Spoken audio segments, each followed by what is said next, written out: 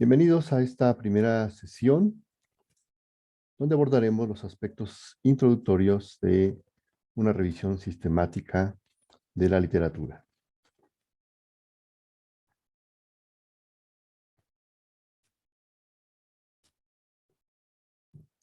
Bien, empezaremos por conocer qué cosas son las revisiones sistemáticas de la literatura. Vamos a entender una revisión sistemática de la literatura como toda revisión que recopila y analiza críticamente múltiples estudios o trabajos de investigación a través de un proceso sistemático. Va a tener como objetivo proporcionar un resumen exhaustivo de la literatura disponible pertinente a una pregunta de investigación.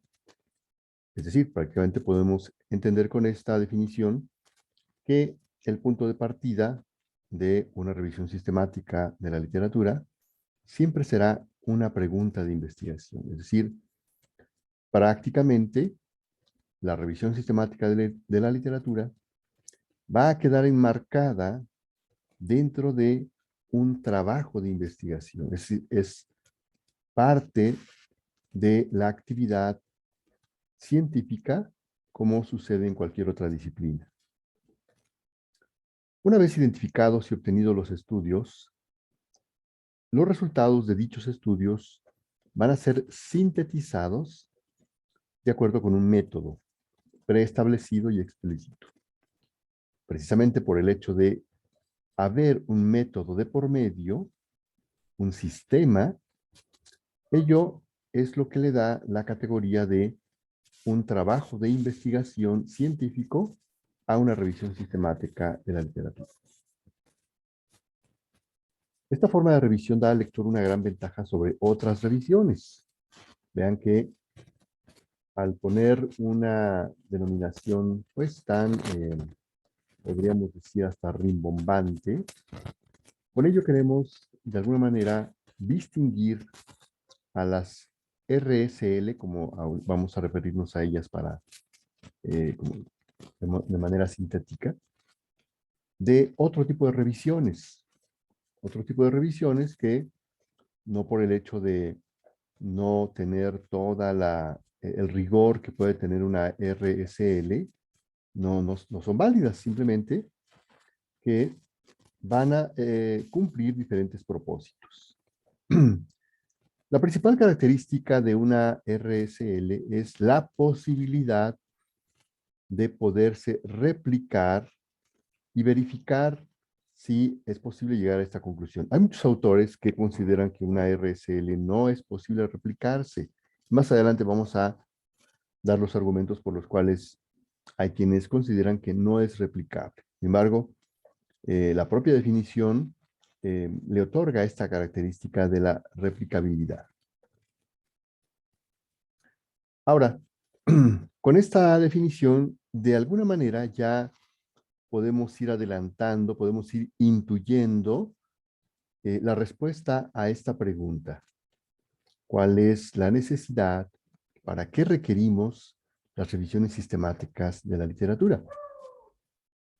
En primer lugar, nos permiten acceder a los hallazgos de las investigaciones. Es una forma eficiente. Con eficiente nos referimos a que hoy en día, afortunadamente y desafortunadamente, es una, digamos, arma de doble filo, el hecho de contar con una amplias posibilidades de acceder a gran cantidad de información, de evidencia científica, resultados de estudios, etcétera, principalmente por las herramientas informáticas de las cuales disponemos hoy en día, Internet, bases de datos, etcétera. Sin embargo, pese a ello, pese a tener estas enormes facilidades tecnológicas de la actualidad, es tal la cantidad, el volumen de trabajos y de información que se va generando día con día de manera vertiginosa que prácticamente hace imposible el poder tener ya no digamos un conocimiento completo de toda esta información, sino a veces ni siquiera por la superficie nos es posible conocer tal cantidad de información que se va generando todos los días. De tal manera que las revisiones sistemáticas vienen a solucionar el problema de la eficiencia. Seríamos muy ineficientes si quisiéramos dedicar parte de nuestro tiempo a leer, revisar, analizar toda la información que va fluyendo día con día, minuto a minuto, en nuestro campo de estudio, en nuestro campo de interés, en donde nos desenvolvemos. Sería imposible, prácticamente. Entonces, una de sus principales aportaciones de las revisiones sistemáticas son precisamente facilitarnos el acceso a tal cantidad de información. Nos ahorran tiempo en la búsqueda, nos dan, digamos, esta gran aporte de ofrecernos una valoración crítica, es decir, hay quien se dedica exclusivamente a emitir un juicio de valor acerca de la calidad, los alcances, la aplicabilidad de toda esta información que va a quedar contenida en las revisiones sistemáticas.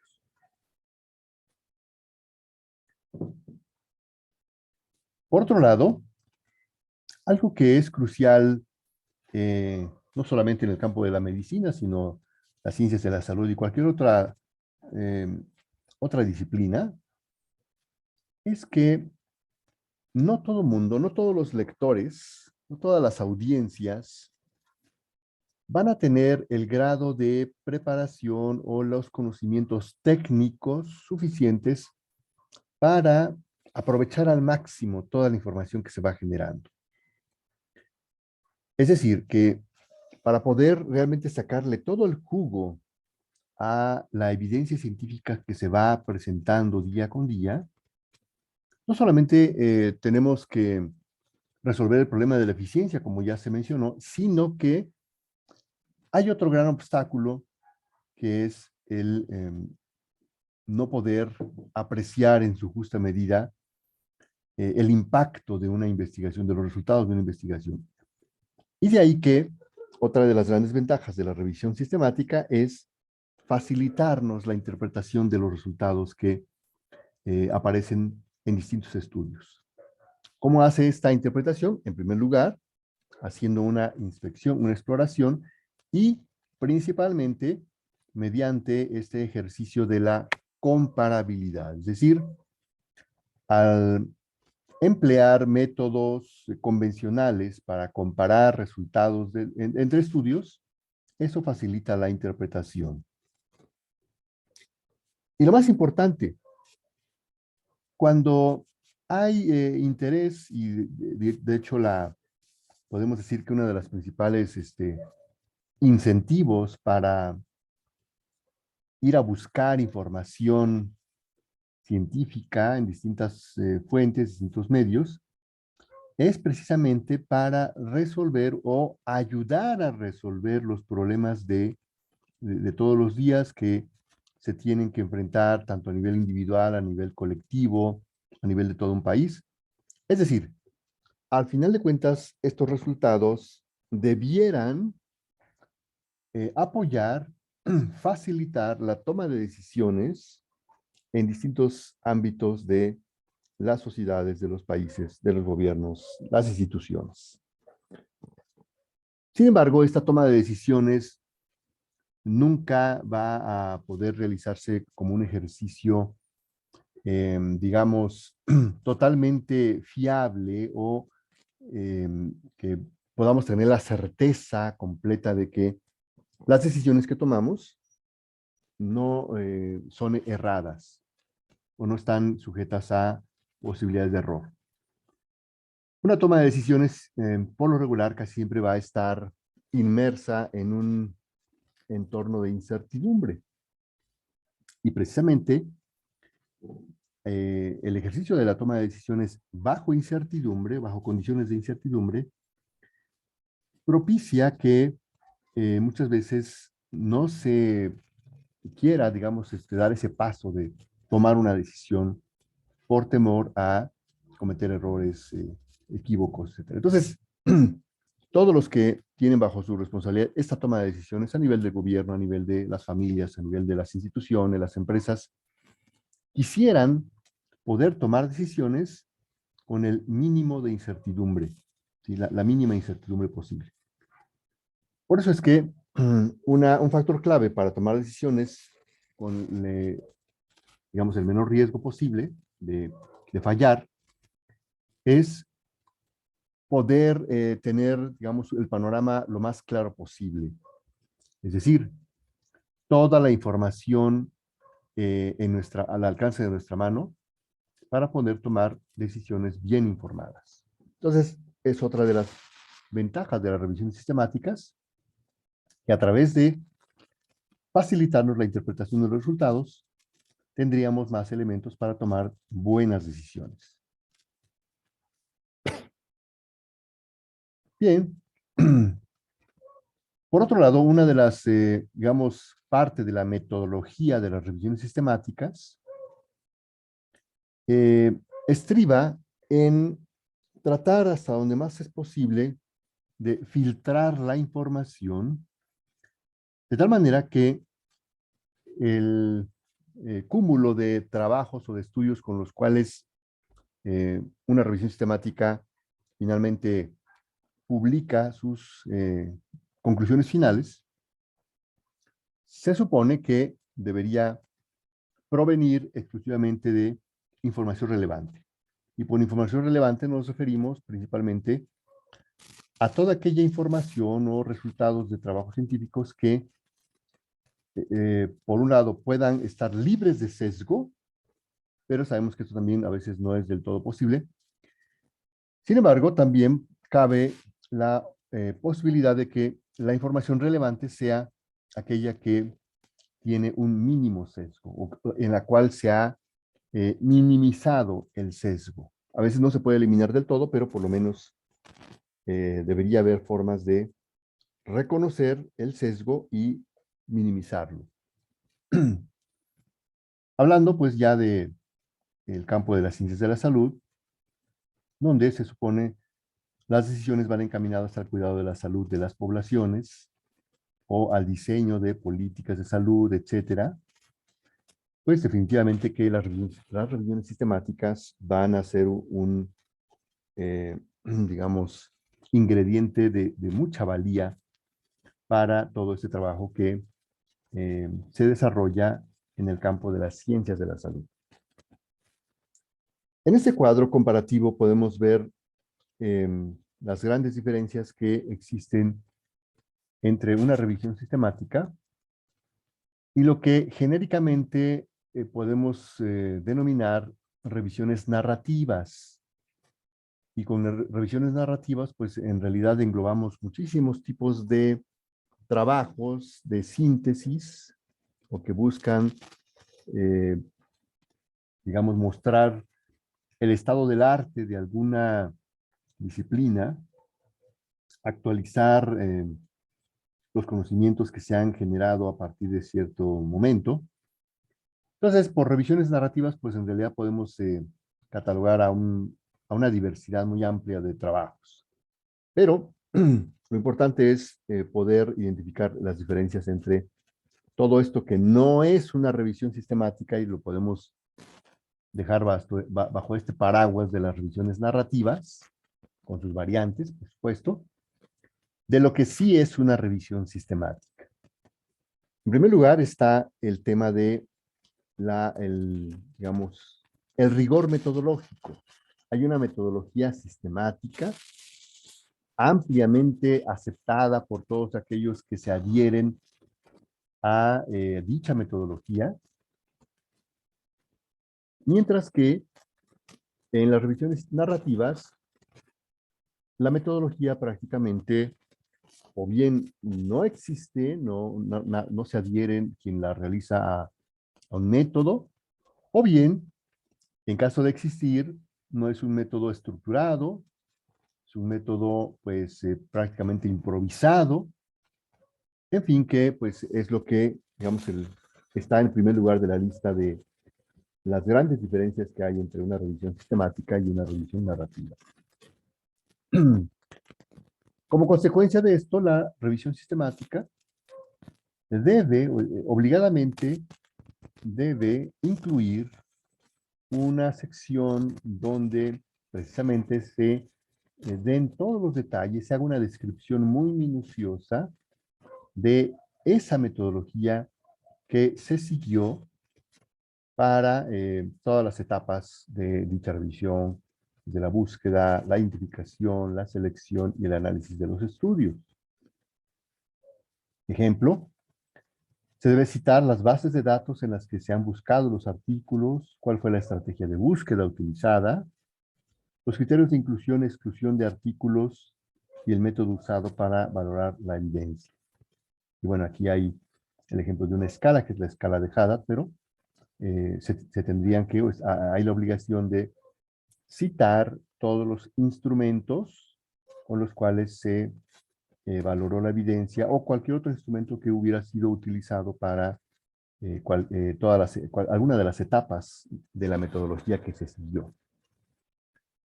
Mientras que en una revisión narrativa, prácticamente este apartado donde se describe la metodología es inexistente, está totalmente ausente.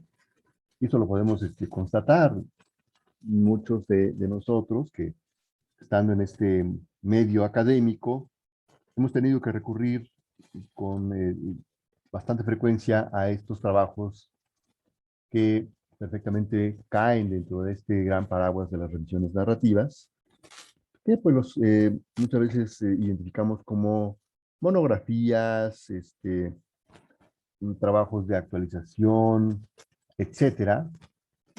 Y pues vemos que prácticamente no existe en muchas situaciones esta sección de la metodología. Simplemente los autores de dichas revisiones narrativas se limitan a hacer una exposición, van separando en capítulos los temas de interés que fue el motivo de dicha revisión y listo, no hay mayor justificación de por qué se citó o por qué aparece tal o cual información. Entonces, prácticamente esta sección de la metodología está ausente completamente en una revisión narrativa. Finalmente, la revisión sistemática puede o no, pero hoy en día prácticamente la mayoría de ellas llegan a incluir una síntesis que denominamos síntesis cuantitativa.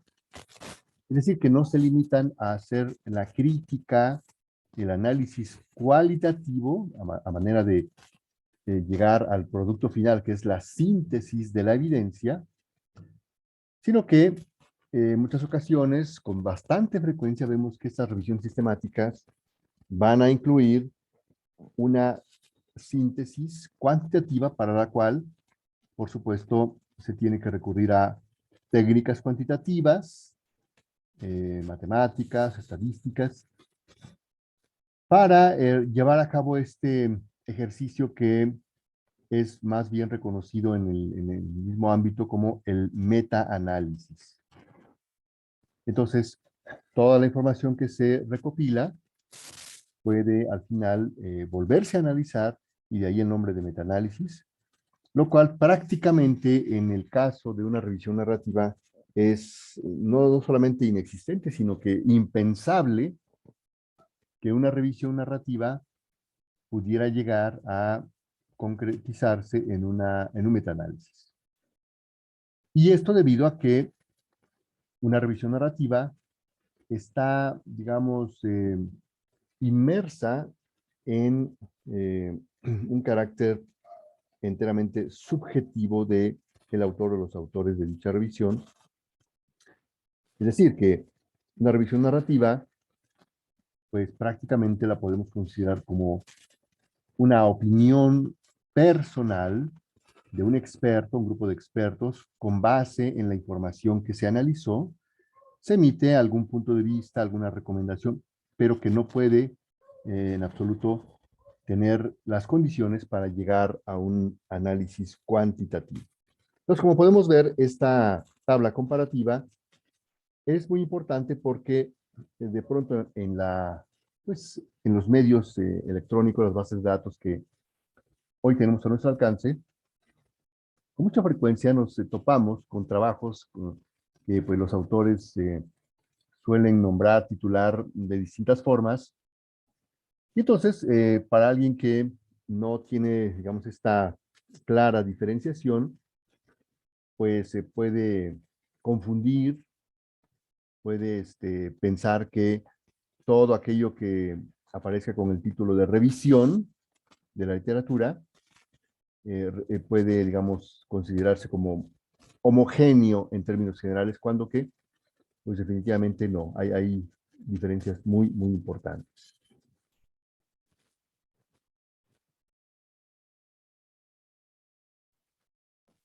Bien, aquí tenemos otro cuadro parecido al anterior, pero digamos que aquí ya se toman en consideración muchos otros aspectos a considerar entre una revisión narrativa y una revisión sistemática. Por ejemplo, la pregunta de investigación, la búsqueda bibliográfica, la selección de fuentes, de artículos, la valoración de la calidad, etc. En cuanto a la pregunta de investigación, en el caso de una revisión narrativa, prácticamente derivado de todo lo que ya hemos analizado, vamos a encontrarnos con o bien que no hay una pregunta de investigación o es totalmente difusa, amplia, no estructurada.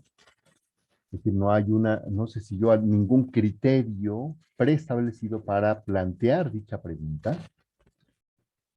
Mientras que en la revisión sistemática, dado que la metodología para poder realizar una revisión sistemática ya está preestablecida, aceptada, aprobada, consensada, no podemos, digamos que no tenemos como tanta libertad para ponernos a plantear una pregunta como se nos dé la gana, sino que o sea, tenemos que seguir ya los cánones que están establecidos en las guías, en las recomendaciones internacionales para realizar revisiones sistemáticas.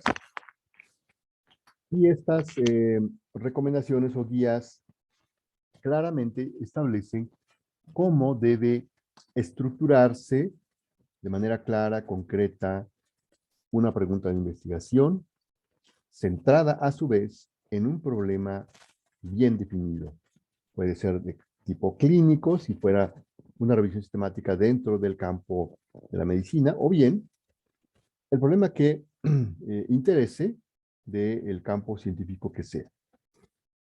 Lo mismo la búsqueda bibliográfica en la revisión narrativa, no hay un sistema, no se detalla, los autores en muchas ocasiones se concretan o se limitan simplemente a incluir las citas como en cualquier otro documento, como en cualquier otra monografía, una tesis,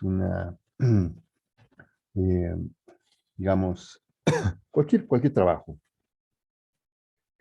Y ello, por supuesto, que es una de las principales fuentes o lo que incrementaría grandemente la probabilidad de sesgos. ¿Por qué? Pues por el hecho de que se incluye de todo, se incluye, o bien más bien dicho, lo que se incluye en la revisión, no está sujeto a ningún criterio que permita determinar qué sí es relevante, qué no es relevante, y por lo tanto entonces la probabilidad de sesgo es muy alta. Precisamente para minimizar esas posibilidades de sesgo, en la revisión sistemática, la búsqueda tiene que ser, como su nombre lo dice, sistemática, detallada, explícita. Si bien es cierto que tenemos una, digamos, posibilidad de dar rienda suelta a la creatividad en cuanto a la estrategia de búsqueda, pero ello no excluye que dicha búsqueda debe quedar completamente explicitada. Es decir, no podemos omitir ningún paso, ningún elemento que se haya tomado en cuenta para realizar dicha búsqueda.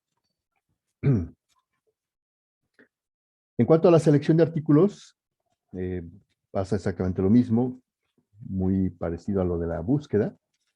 No hay ningún filtro en la revisión narrativa, simplemente queda a criterio de los autores que si finalmente se toma en cuenta para ser resumido, sintetizado, incluido, mientras que en una revisión sistemática, eh, al igual que la búsqueda, los criterios para incluir los estudios deben ser completamente explícitos.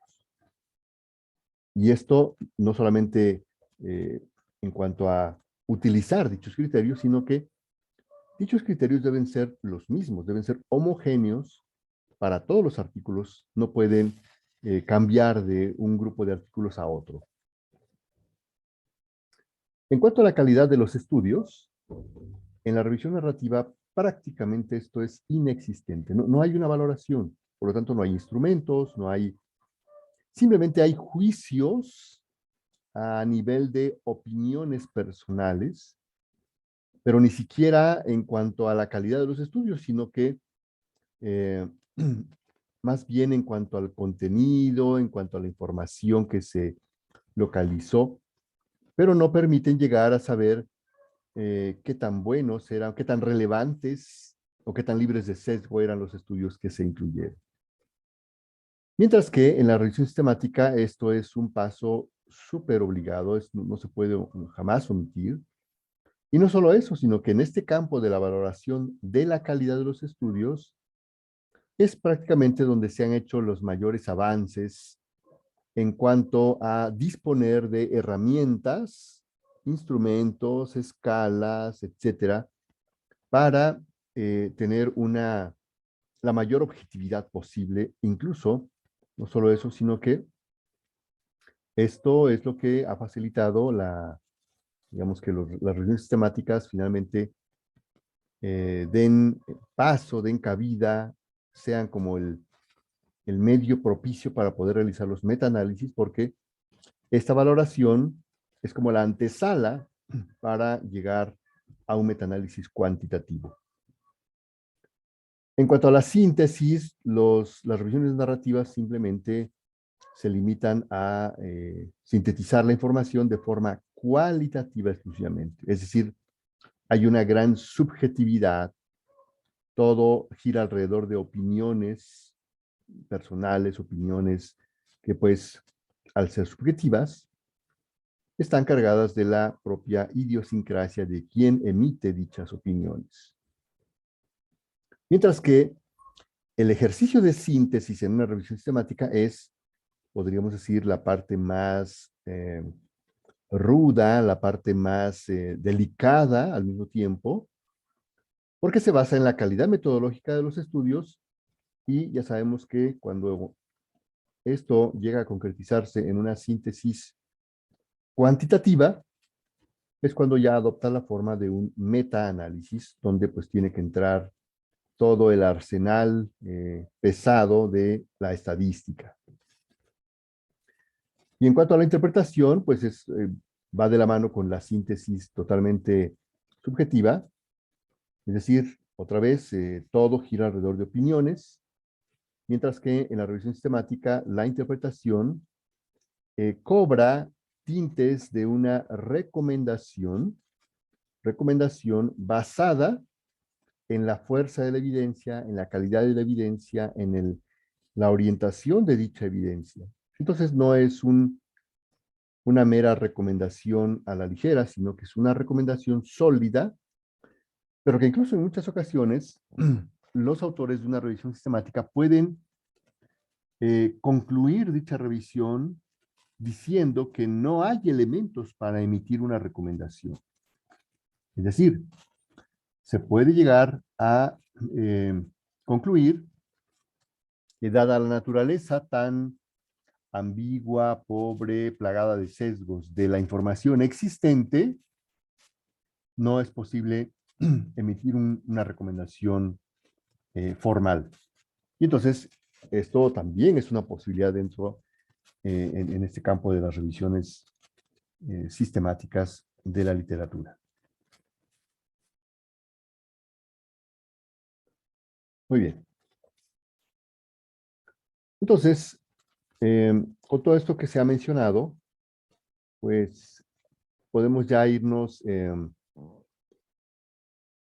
formando una idea más concreta, podemos ir configurando ya los rasgos que identifican, que le dan todo el peso, la seriedad a una RSL, una revisión sistemática de la literatura, que pues prácticamente tienen, califican, tienen toda la, los ingredientes para ser consideradas sendas investigaciones científicas, sendos trabajos de investigación científica. Es decir, el método científico se aplica en toda su extensión de la palabra, a diferencia de una revisión narrativa donde pues no podríamos atribuirle esta categoría de un trabajo de investigación científica a una revisión narrativa, a diferencia de la revisión sistemática de la literatura que cumple con todos los requisitos para considerarse perfectamente un trabajo de investigación científico. Y de ahí que, pues, en la actualidad, incluso muchas universidades, programas de posgrado, académicos, ya le dan todo el peso, la importancia para que incluso puedan ser motivo de la obtención de un grado de algún estudiante en un programa de maestría, doctorado, que lleve a cabo una revisión sistemática con todo rigor, y esto puede perfectamente cumplir para obtener algún grado académico reconocido como un trabajo de tesis de posgrado. Las revisiones sistemáticas entonces son investigaciones científicas en sí mismas, con métodos prefigurados y un ensamblaje de los estudios originales que sintetizan los resultados de estos. Ahora bien, existe un concepto, que aquí vamos a identificar como mapeo de la literatura, que, bueno, en el medio anglosajón los vamos a reconocer como literature mapping, que son, digamos, como especies de adelantos o preparativos para llevar a cabo una revisión sistemática de la literatura. Es decir, es como una especie de escaneo o rastreo que sirve para saber qué hay digamos, en las bases de datos, qué hay reciente. Y es muy útil porque este mapeo va a darnos la posibilidad de reconocer cuántas condiciones hay para hacer una buena revisión sistemática de la literatura y no llegar a lo que hace un momento comentábamos, que de pronto uno se va de espaldas cuando encuentra una RSL en la literatura de algún tema que a alguien le interese y uno dice, wow, vamos a ver de qué trata esto. Y la decepción llega cuando llegamos a la conclusión de los autores diciendo que dada la pobreza y las pocas condiciones de la evidencia para ameritar que esa revisión despeje todas las dudas que había, los autores no se atreven a emitir ninguna recomendación, entonces uno dice, caray, tanto trabajo para nada. Entonces, por eso es que ahora esta fase o este concepto del mapping ha ido cobrando mucha relevancia porque precisamente es como una etapa que busca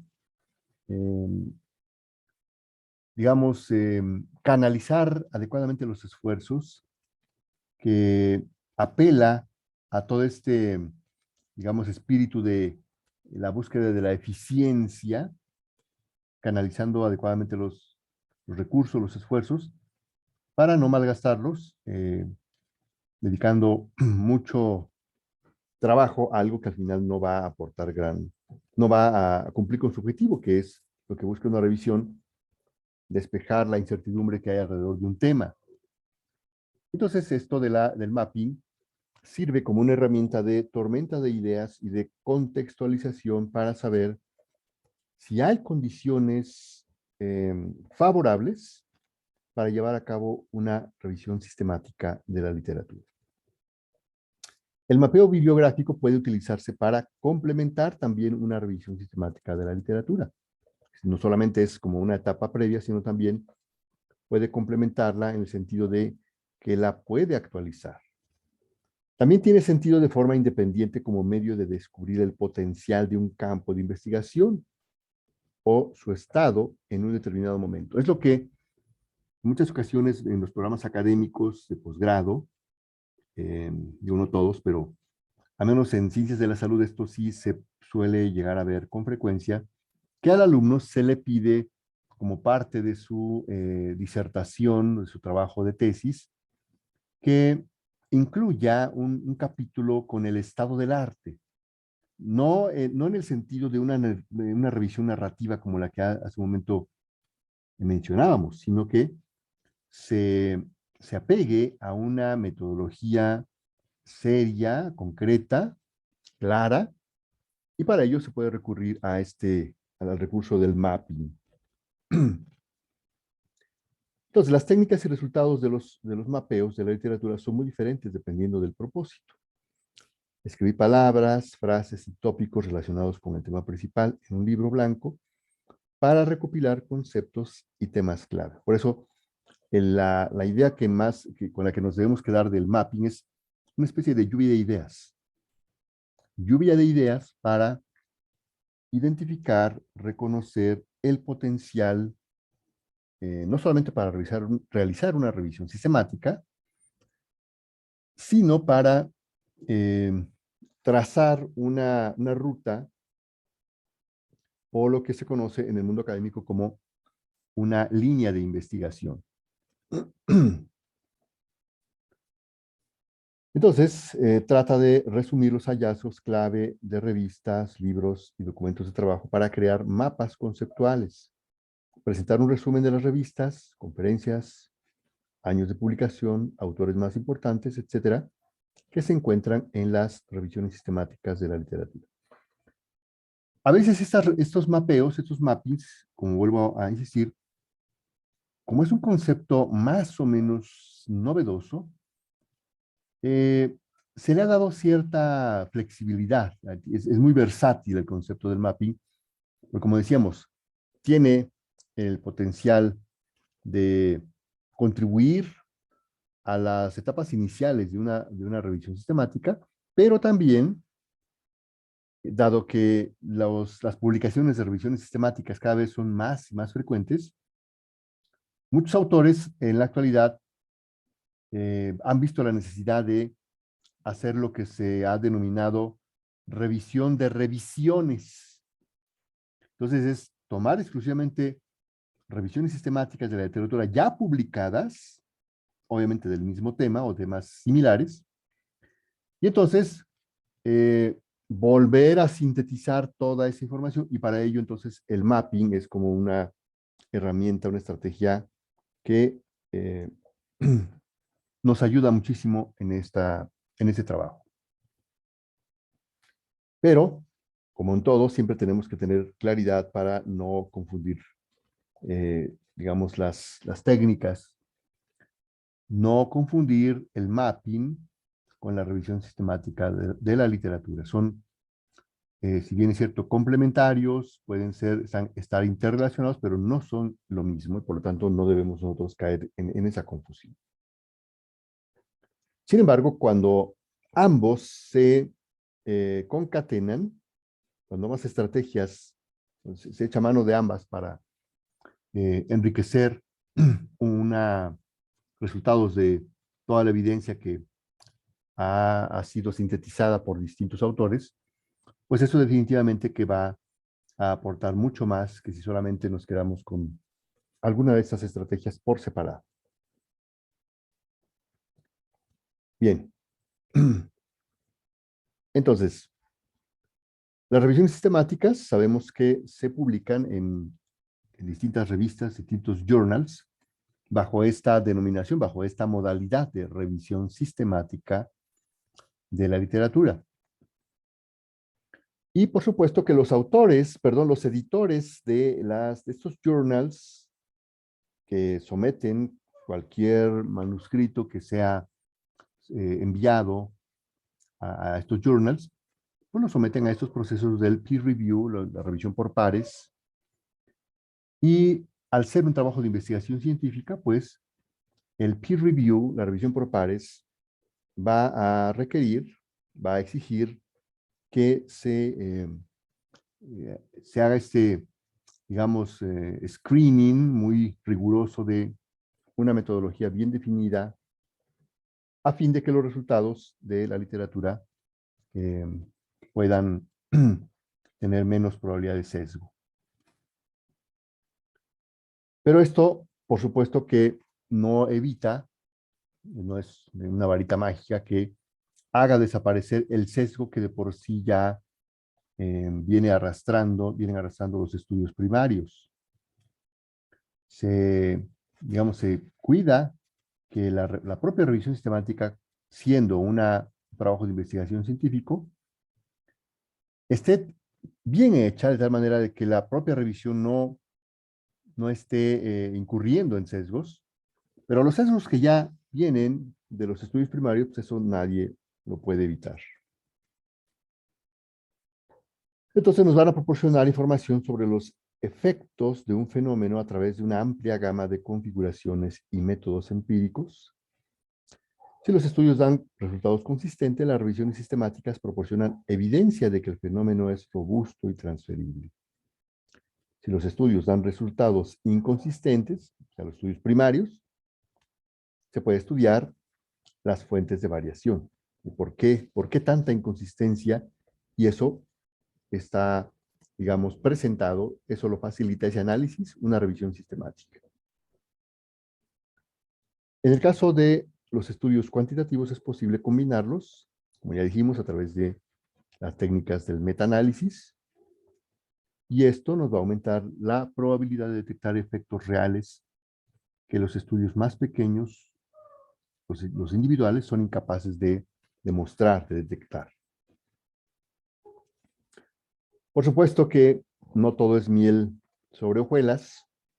También los artículos publicados bajo este encabezado de revisión sistemática van a tener sus desventajas. ¿Por qué? Porque se requiere un esfuerzo mucho mayor que una revisión tradicional de la bibliografía. Y vamos finalmente a revisar cuáles son las características de una revisión sistemática, ya que hemos dado todo este panorama introductorio de su necesidad, de qué la distingue de otro tipo de revisiones. Vamos ya entonces a concretizar las características específicas de una revisión sistemática. Los objetivos deben estar claramente establecidos. Debe haber criterios de elegibilidad predefinidos. Su metodología, por supuesto, debe ser lo más explícita posible y potencialmente reproducible, ya que, como dijimos hace un momento, el flujo de resultados de investigaciones individuales, de artículos que se publican en journals es vertiginoso. Constantemente van saliendo a la luz muchísimos artículos a una velocidad altísima. Una revisión sistemática que encontremos en la literatura y que nosotros quisiéramos reproducirla, muy probablemente ya no quedaría exactamente como fue realizada originalmente, porque pues el flujo de información va a una velocidad tremenda. Sin embargo, debe tener las condiciones para poder ser reproducible con base en la metodología. La búsqueda es sistemática, como ya se dijo. Se debe hacer una evaluación de la validez de los estudios incluidos. Y la síntesis debe ser igualmente sistemática, no arbitraria, no centrada en opiniones personales, prácticamente libre de subjetividad, lo más objetiva posible, y esa es la gran riqueza, el gran aporte de una revisión sistemática de la literatura. Bien, vamos a concluir con estos aspectos esta primera sesión introductoria de los aspectos generales, conceptuales, que espero nos hayan permitido entender a grandes rasgos qué es una revisión sistemática de la literatura. Y por supuesto, en las siguientes sesiones iremos profundizando un poco más en los distintos aspectos ya muy orientados a que podamos entender cuáles son los pasos, cómo se realiza, qué aspectos hay que cuidar, las guías, los criterios, los principios para poder llevar a cabo una revisión sistemática de la literatura. Pero, por el momento, concluimos con esta lista de características, esta primera sesión de aspectos introductorios de una revisión sistemática de la literatura. Bien, los esperamos en la siguiente sesión.